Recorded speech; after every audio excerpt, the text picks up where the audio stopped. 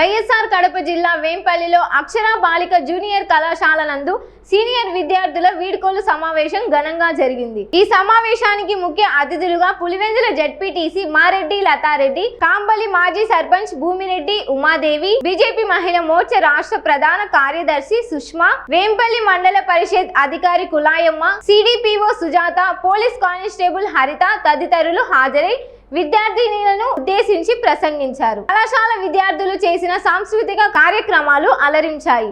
మంచి ప్రతిభ కనబరిచిన వారికి అతిథుల చేతుల మీదుగా బహుమతుల ప్రదానం జరిగింది. గౌరవనీయులైన అక్షర కాలేజీ యాజమాన్యానికి, ప్రిన్సిపాల్ గారికి, ఉపాధ్యాయులకు, అతిథులకు, విద్యార్థినులకు నమస్కారం. ఈరోజు ఇక్కడ నేను మీ అందరితో కలిసి ఇంటర్మీడియట్ పూర్తి చేసుకొని ఉన్నత స్థానాల వైపు అడుగులు వేస్తున్న పిల్లలకు వీడ్కోలు పలకడం చాలా సంతోషంగా ఉంది. కాలేజీ స్కూల్ అనేది ఒక మధురమైన జ్ఞాపకం. ఇక్కడ ఒక సంస్కారం, వినయం, విధేయత మీకు జీవితాంతం తోడుగా ఉంటుంది. ఇంటర్మీడియట్ ఎగ్జామ్స్ బాగా రాసి మంచి మార్కులతో పాస్ కావాలని కోరుకుంటున్నాను. మీ ఎదుగుదలకు కృషి చేసిన ఉపాధ్యాయులకు, మీకు అండగా నిలిచిన తల్లిదండ్రులకు మంచి పేరు తీసుకురావాలి. అలాగే నాకు ఈ అవకాశం ఇచ్చిన అక్షర కాలేజీ యాజమాన్యానికి ధన్యవాదములు. ఇక్కడికి విచ్చేసిన విద్యార్థులకు అందరికీ నా హృదయపూర్వక నమస్కారాలు. ఈరోజు ఈ కాలేజీ ఫేర్వెల్ డే ఫంక్షన్లో నన్ను ఒక అతిథిగా ఆహ్వానించి మీ ముందుకు రావడం, మీతో మాట్లాడడం నాకు చాలా గర్వంగా ఉంది, అలాగే ఆనందంగా కూడా ఉంది. సంవత్సరం పాటు మీరు సాధించిన విజయాలైతేమి, మీరు నేర్చుకున్న పాఠాలైతేమి, మీలోని ప్రతిభను ప్రదర్శించే రోజు ఈ రోజు మీకు ఒక అవకాశం అన్నమాట. అమ్మాయి చదువు అనేది కుటుంబానికి ఎంత ముఖ్యమో సమాజానికి కూడా వెలుగు ఇచ్చే దీపం లాంటిదన్నమాట. ఈ అమ్మాయి చదువు మన కుటుంబం ముందుకు సాగేదానికి ఉపయోగపడుతుంది, సమాజంలో అభివృద్ధికి అనేది ఉపయోగపడుతుంది. ఈ కాలేజీలు అనేటి మనలో ఉండే ప్రతిభను వెలికి తీసి మనల్ని ఆత్మవిశ్వాసంతో ముందుకు నడిపించే ఒక పవిత్ర స్థలం లాంటిది ఇది. అలాగే నేను కూడా నా జీవితంలో చదువు ద్వారా ముందుకు సాగాలని అనుకున్నాను. కానీ నేను డిగ్రీ అనేది అంటే బిఏలోనే నేను ఫస్ట్ క్లాస్లో పాస్ అవ్వడం జరిగింది.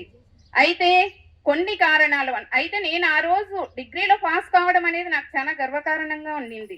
మా తల్లిదండ్రులు కూడా చాలా గర్వించదగ్గ విషయము. అయితే కొన్ని కుటుంబ బాధ్యతల కారణంగా నేను బీఈడీ చేయలేకపోయాను. అయినప్పటికీ ఇప్పుడు ప్రతి విద్యార్థికి చెప్తున్నాను, ఎన్ని అడ్డంకులు ఎదురైనా కూడా మీ చదువుని ఎట్టి పరిస్థితుల్లో మీరు ఆపకూడదు. మీ కాళ్ళ మీద మీరు నిలబడాలి అంటే మీరు చదువు కంప్లీట్ చేయాలి తప్పకుండా. నీకు ఏదన్నా సమస్య రేపు జీవితంలో వచ్చిందంటే దాన్ని ఎదుర్కోవాలంటే నీకు చదువే ఒక ఆయుధంగా పనిచేస్తుంది. అలాగే ఇప్పుడు మనం ఉపాధ్యాయుల గురించి మాట్లాడుకుందాం. ఉపాధ్యాయులు అనేవారు అంటే మనకు ఒక తల్లి అనేది ఒక ఒడి లాంటి, మన తల్లి ఒక తొలిబడి అన్నమాట. తల్లి ఒడి అనేది మనకు తొలిబడి, మనకు అమ్మ నడక నేర్పుతుంది అన్నమాట. అయితే గురువు మనకు నడకతో పాటు మనలో చైతన్యాన్ని, క్రమశిక్షణను అన్నిటినీ నేర్పిస్తాడు గురువు అన్నమాట. అందుకే గురువుకు విద్యార్థికి ఎటువంటి శారీరక సంబంధం లేకున్నా కూడా సొంత పిల్లలాగా వాళ్ళని ప్రయోజకులను చేసే బాధ్యత గురువుకుంది. అందువలన ఈ సమావేశంలో నా తరపున ఉపాధ్యాయులందరికీ కూడా హృదయపూర్వక కృతజ్ఞతలు తెలుపుతున్నాను.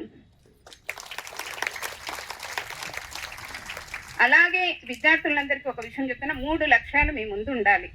మొదటిది ఏమిటంటే మీ తల్లి తండ్రి నిన్ను పిలిచి శబాసమ్మ నాకు గర్వంగా ఉంది, నువ్వు మా ఇంటి పేరు నిలబెట్టావు అనేది మొదటి లక్ష్యం ఉండాలి మీకు.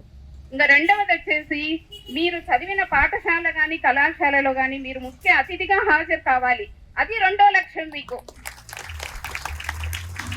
అలాగే మీ ఆటోగ్రాఫ్, మీ సంతకం అనేది ఆటోగ్రాఫ్ కావాలి. అది ఎవరు చెప్పారో తెలుసా? అబ్దుల్ కలాం చెప్పారు. అంటే మీరు ఆధార్ కార్డులో కానీ పాన్ కార్డులో సైన్ చేసేది కాదు, మీరు వెళ్తుంటే మీ ఎంటబడి 10 మంది వచ్చి నీ ఆటోగ్రాఫ్ తీసుకోవాలి. నా ఆటోగ్రాఫ్ ఒక ఆటోగ్రాఫ్ గా ఉండాలి, నా సంతకం అనే ఒక సంకల్పంతో మీరు ఆ లక్ష్యానికి చేరువ కావాలి. ఈ 3 లక్ష్యాలు మీ జీవితంలో ముందు ఉంటే మీ లక్ష్యాన్ని తొందరగా సాధించగలరు. అలాగే స్త్రీ అంటే ఒక శక్తి స్వరూపిణి. ఎందువలనంటారా? స్త్రీ అంటే ఇప్పుడు దుర్గమ్మ, కాళీమాత వీళ్ళందరూ దేవతలు కూడా స్త్రీ రూపమే. అలాగని ఇప్పుడు మనము ఒక మహిళ ఒక తల్లిగా బాధ్యతలు మోసేది మనమే. ఒక స్త్రీ ఒక మహిళగా తల్లిగా బాధ్యతలు మోస్తుంది. ఎన్నో బాధ్యతలు, కష్టాలు, నష్టాలు అన్ని సహిస్తుంది అన్నమాట. అటువంటి స్త్రీ ఒక మహిళగా, మాతృమూర్తిగా ఒకరితో గౌరవించబడే విధంగా, ఒకరు చూస్తే ఆ మహిళని దండం పెట్టే విధంగా మన ప్రవర్తన, మన వేష భాషలు ఉండాలనేది నా అభిమతము. అది ఒక సాంప్రదాయం కూడా. ఆ సాంప్రదాయాన్ని ప్రతి ఒక్కరు పాటించాలని కూడా కోరుకుంటున్నా. అలాగే త్వరలో మీకు ఎగ్జామ్ జరగబోతున్నాయి. అందరూ మంచిగా చదివి ఫస్ట్ మార్కులతో పాస్ కావాలని కోరుకుంటున్నా. ఈ రోజు ఈ అవకాశం ఇచ్చినందుకు అందరికీ ధన్యవాదాలు. పులివెందుల జెడ్పీటీసీ మారెడ్డి లతారెడ్డి గారికి, అక్షర కాలేజీ యాజమాన్యం భూమిరెడ్డి విజయభారతి గారికి, గౌరవనీయ సిడిపిఓ సునీత గారికి, మరియు కానిస్టేబుల్ హరిత గారికి, మరియు పిల్లలకి అందరికీ నమస్కారము. అందరికీ తెలుసారా? నేను ఎక్కువ మాట్లాడకుండా సింపుల్ గా స్వీట్ గా చెప్పేస్తా. జనరల్ గా మీరు ఇప్పుడు అందరికి 14 to 16 ఇయర్స్ ఉంటాయి కదా. సో ముఖ్యంగా ఏం చేయకూడదు, ఏం చేయాలి చెప్తాను. ఫస్ట్ గా మీ అందరికి డిసిప్లైన్ ఉండాలి, క్రమశిక్షణ.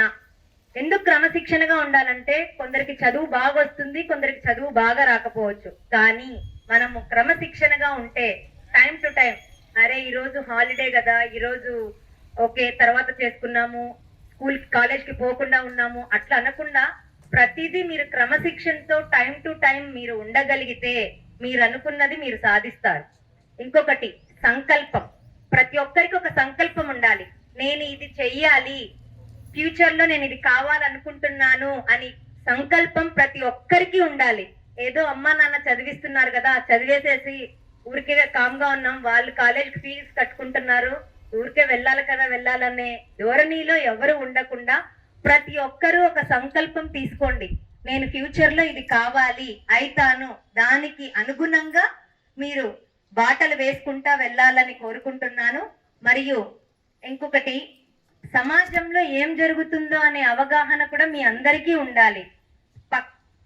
సమాజంలో ఇప్పుడు పొలిటికల్ ఎలా ఉంటది తెలుసుకోవాలి. మీరు ఇక్కడ ఉన్న ప్రతి ఒక్కరికి ఉద్యోగాలు రావు. ఏ గవర్నమెంట్ ఉన్నా, ఏ ప్రపంచంలో ఎక్కడైనా కూడా ఉన్న ప్రతి ఒక్కరికి ఉద్యోగం రాదు. కాబట్టి ఒక్క ఉద్యోగమే చేయాలన్న ఆలోచన అందరికీ ఉండకూడదు. ఉద్యోగం వస్తాయి, కొందరికి ఉద్యోగాలు వస్తాయి, మిగతా వాళ్ళు ఏం చేస్తారు? You can become entrepreneur like me. నాలాగా ఒక పారిశ్రామికవేత్త అవ్వచ్చు. ఇంకా మీకు నెక్స్ట్ ఇంకా you can become a politician. Bhumireddy అక్కలాగా, మారెడ్డి శ్రీలతక్క గారా, లైక్ నాలాగా మీరంతా పొలిటీషియన్స్ కావచ్చు. ఓన్లీ చదువుతో ఓన్లీ ఉద్యోగాలు 100% అందరికి ఇక్కడ ఉన్న వాళ్ళకి ఉద్యోగాలు రావు. ఉద్యోగాలు ఒకటే కాదు, ఉద్యోగం దాటి మనం ఏం చేయగలమో కూడా మన మనసులకు మనం చూసుకోవాలి. మనం మంచి వాళ్ళతో మాట్లాడుకొని మనం ఏం చేయగలమో, నీ కెపాసిటీ ఏందో రోజు రోజుకి చూసుకోవాలి. ఫస్ట్ ఓకే నేను నిర్మలా సీతారామన్ లా కావాలా అని ఎవరికన్నా ఉంటది. అలా అవ్వాలంటే మనం ఏం చేయాలి? మన కెపాసిటీ ఎంత ఉంది, అంచెలంచెలుగా మనం చూసుకోవాలి. ప్రతిదీ మనం చూసుకొని దానికి బాటగా ఇప్పుడున్న కాలంలో సెల్ ఫోన్ పట్టుకొని రీల్స్ చూసుకుంటూ టైం వేస్ట్ మాత్రం చేయకండి. ఇప్పుడు మీది చాలా విలువైన సమయము అనిపిస్తుంది మనకి అదే చెయ్యాలని, అది చెయ్యొద్దు.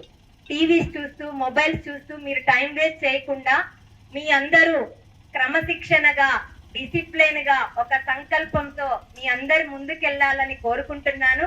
ఇంకొకటి భారతి గురించి చెప్తాను. మీ అందరు ఈ కాలేజ్ లో చదువుకున్నందుకు చాలా అదృష్టవంతులు. తన డెడికేషన్, తన కసి అదంతా మీ అందరికి ఉపయోగపడుతుంది. ఇంత తక్కువ ఫీజు తీసుకొని ఒక ఇంటర్ కాలేజ్ నడుపుతున్న ఏకైక అమ్మాయి తనే. తనకి ఒకసారి చప్పట్లు కొట్టండి. ఈ సెకండ్ ఇయర్ లో ఉన్న వాళ్ళందరికీ తెలుసు, లాస్ట్ ఇయర్ కూడా నేను వచ్చాను, గుర్తుందా అందరికి? సో కొంచెమన్నా ఫాలో అవ్వండి రా, టైం వేస్ట్ చేయకండి. సో థ్యాంక్ యూ, ఈ అవకాశం ఇచ్చిన మీ అందరికీ థ్యాంక్ యూ సో మచ్. చదువును ఇంతటితో ఆపేయకూడదు. మీరు ముందు చదువులు కూడా బాగా చదువుకోవాలి. చదువు అనేది ఎందుకంటే కేవలం మనం సంపాదన కోసమే మాత్రమే కాదు, మీకు సమాజంలో జరిగేది మంచి చెడులు కానీ, మీరు ఏ విధంగా ప్రవర్తించాలనే విషయాలు కానీ, మీరు ఫ్యూచర్ లో ఏ విధంగా స్థిరపడాలనే విషయాలన్నిటి గురించి కూడా మనకి మూలం ఏంటంటే ఈ చదువు. ఈ చదువుని ఇప్పటితో ఆపేసేసి మీరు ఇంట్లో వాళ్ళు పెళ్లిళ్ళు చేస్తామంటే కూడా మీరు ఒప్పుకోకండి ఎవరే కానీ. దయచేసి మీ చదువును కొనసాగించండి. మీరు ఏ స్థాయిలో ఏ రంగంలో ముందుకు వెళ్ళాలో అనేది డిసైడ్ చేసుకొని ఆ వైపుకు మీరు ముందుకు అడుగులు వేస్తే మీ ఫ్యూచర్ అనేది చాలా చక్కగా ఉంటుందని నేను కోరుకుంటున్నాను. కాబట్టి ఈ కళాశాల వాళ్ళు కూడా నాకు తెలిసి సైకాలజీ కూడా పిల్లలకి కౌన్సిలింగ్ విధానం ద్వారా కూడా తెలియజేస్తున్నారని అనుకుంటున్నాను. ఎందుకంటే మీ వయసులో ఉండే పిల్లలు తెలిసి తెలియకుండా కొన్ని తప్పటడుగులు వేసే ప్రమాదం ఉంది. కాబట్టి ఆ రకంగా కూడా ఈ కాలేజ్ లో కౌన్సిలింగ్ అనేది ఏర్పాటు చేస్తుంటారని, మీ అందరికీ మంచి పాటలు వేస్తున్నారని కోరుకుంటూ ఈ అవకాశాన్ని ఇచ్చినటువంటి ప్రతి ఒక్కరికి కూడా ధన్యవాదాలు తెలియజేస్తూ ముగిస్తున్నాను. నన్ను ఇన్వైట్ చేసినందుకు మేడం వాళ్ళందరికీ ధన్యవాదాలు. స్టేజ్ మీద ఉన్న వాళ్ళందరికీ కూడా నా ధన్యవాదాలు.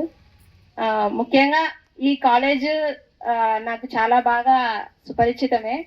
అందరూ కూడా మంచిగా విద్యను అందిస్తున్నారు. ఈ పిల్లలందరికీ కూడా చాలా మంది జాయిన్ అవ్వడం కూడా జరుగుతుంది. మంచిగా ఉత్తీర్ణత శాతం కూడా ఉంది.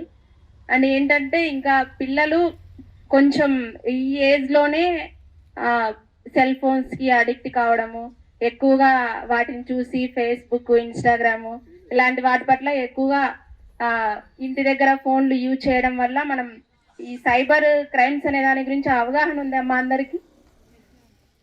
సైబర్ క్రైమ్స్ అంటే ఏంటి? మనకు తెలియకుండా ఎవరైనా కూడా మనకి లింక్ పంపించడము, ఆ లింక్ను మనం క్లిక్ చేయడము, క్లిక్ చేసిన తర్వాత మనకు తెలియదు అనమాట, మన డేటా మొత్తం కూడా సైబర్ వాళ్ళ చేతిలోకి వెళ్ళిపోతుంది. తర్వాత వాళ్ళు ఏం చేస్తారు, ఇంకా దాన్ని బేస్ చేసుకొని మిమ్మల్ని బ్లాక్మెయిల్ చేయడము, ఈ ఫొటోస్ పెట్టండి ఇలాంటి వాటిని ఎక్కువ చేసి అంటే భయభ్రాంతులకు గురి చేస్తారనమాట. వీటి పట్ల చాలా జాగ్రత్తగా ఉండండి. ఎందుకంటే ఇప్పుడు నవేడేస్లో ఎట్లుందంటే ఆర్టిఫిషియల్ ఇంటెలిజెన్స్ వచ్చిన తర్వాత అన్ని అడ్వాన్స్. ఈరోజు నువ్వు అప్డేటెడ్ కాకపోతే రేపు ఖచ్చితంగా అవుట్డేటెడ్ అయిపోతావు అన్నమాట. అంటే అన్ని విషయాలలో కూడా మనము తెలుసుకొని ఫస్ట్ మనం ఎక్కడ ఉన్నాము అంటే అది అందరికీ తెలిసేలా చేయడం కోసం మనం స్టేటస్ కానీ ఇన్స్టాగ్రామ్లో ఫొటోస్ పోస్ట్ చేయడం కానీ ఇలాంటి వాటి ఎక్కువ చేస్తూ ఉంటాం. వాటిని బేస్ చేసుకుంటారనమాట. ఎందుకంటే ముఖ్యంగా టీనేజ్ వాళ్ళు ఎక్కువ వీటికి బలైపోతున్నారు. అందుకోసమని మనం జాగ్రత్తగా మన మొబైల్స్ వాడేటప్పుడు మనకి ఎంత అవసరం, ఆ మొబైల్స్ అవసరం లేని దాని గురించి మనం పట్టించుకోకూడదు. ఇప్పుడు మన కాన్సన్ట్రేషన్ మొత్తం స్టడీస్ పైన ఉండాలి. సో అలాంటి వాటి పట్ల చాలా జాగ్రత్తగా ఉండండి. తర్వాత ఇంకా ఇది ఇంటర్ తర్వాత ఇంకా మీ కెరియర్ ఒక స్టెప్ ముందుకు వెళ్ళేదంటే మనం ఏది డెసిషన్ తీసుకోవాలి, మనం ఎటువైపు వెళ్ళాలనేది ఒక టర్నింగ్ పాయింట్ అనమాట. సో బీటెక్ వెళ్ళాలా లేకపోతే వేరేది డిగ్రీ వైపు వెళ్ళాలా, ఇవన్నీ కూడా. కాబట్టి కొంచెం జాగ్రత్తగా ఏది చేసినా కూడా మంచిగా ఎగ్జామ్స్ కాన్సన్ట్రేషన్ పెట్టండి. అనవసరమైన వాటి గురించి ఆలోచించొద్దు.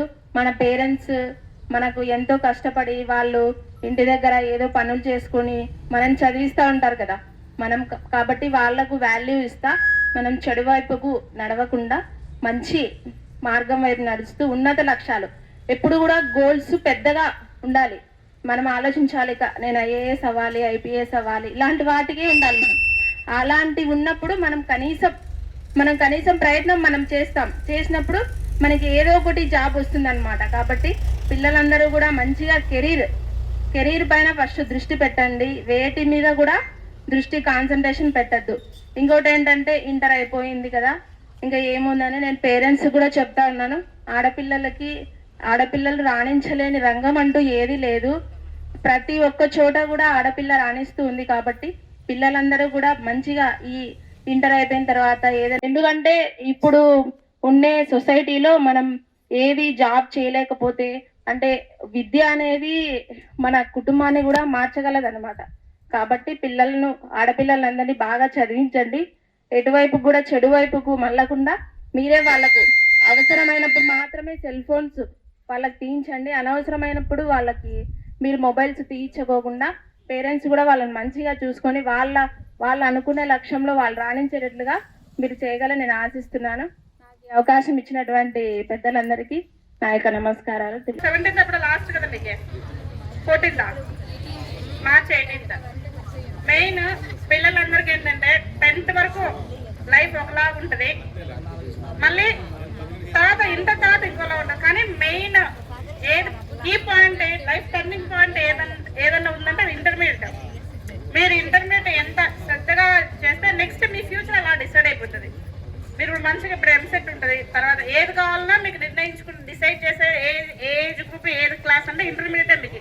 కాబట్టి మీరు 10th వరకు చదివింది వేరు, ఇప్పుడు ఏదైతే చదివిందో దాన్ని నెక్స్ట్ మీ ఫ్యూచర్ని డిసైడ్ చేస్తుంది. పిల్లలందరూ ఈ 2 years మీరు ఎంత జాగ్రత్తగా కాన్సన్ట్రేట్ చేస్తున్నారంటే నెక్స్ట్ మీ ఫ్యూచర్ అంత బాగుంటుంది. కాబట్టి పిల్లలందరూ చక్కగా ఈ 2 years first year and second year పిల్లలు బాగా చదువుకొని నెక్స్ట్ లైఫ్లో ఉన్నత స్థితికి చేరుకోవాలని చెప్పి ఆశిస్తూ నాకు ఈ అవకాశం ఇచ్చిన అందరికీ ధన్యవాదాలు తెలియజేస్తున్నాను.